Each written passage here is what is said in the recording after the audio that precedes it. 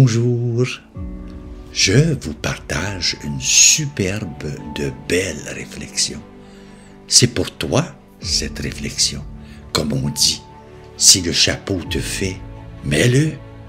Ou, un peu plus direct, si tu te sens visé personnellement par une affirmation, assume. Apparence trompeuse. On l'avait toujours vu, grand et majestueux, ce chêne centenaire s'élançant vers les cieux, doyen du village, témoin de son histoire, quand la nouvelle tomba, mais qui pouvait le croire? Le vent se déchaîna, secouant le colosse.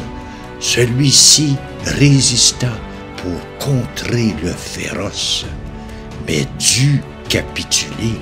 Il était trop violent. Il le coucha à terre dans un bruit effrayant. On s'aperçut alors que cet arbre était creux.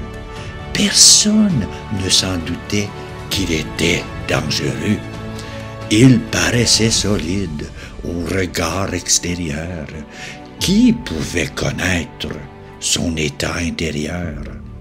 Prends garde aux apparences, elles sont parfois trompeuses, mais l'âme qui craint Dieu sera victorieuse. Résistant aux assauts menés par l'ennemi, restons enracinés, puissants dans les écrits.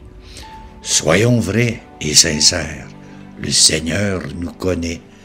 Par son discernement, ne se trompe jamais. Pas une simulacre d'une vie de piété. Vivons pour Jésus-Christ en toute humilité.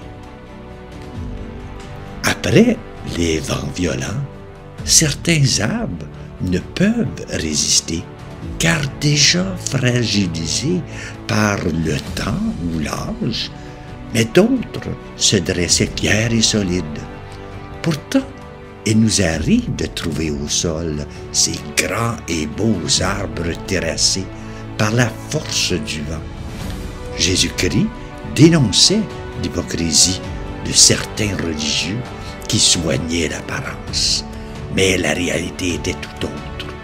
On peut voir ce texte dans Matthieu chapitre 23, versets 27 à 28. Nous retrouvons nos beaux et majestueux arbres qui paraissaient tellement solides face aux tempêtes, mais qui sont tombés parce que l'intérieur était mort. Quelle image donnons-nous à notre entourage? Est-ce bien la réalité de nos vies? Reconnaissons que parfois, voire souvent, nous faussons notre image par une apparence trompeuse et que nous ne sommes pas toujours au niveau de la foi que nous prétendons et affichons. Arrive l'épreuve et nous réalisons alors que nous sommes plus fragiles que nous le pensions.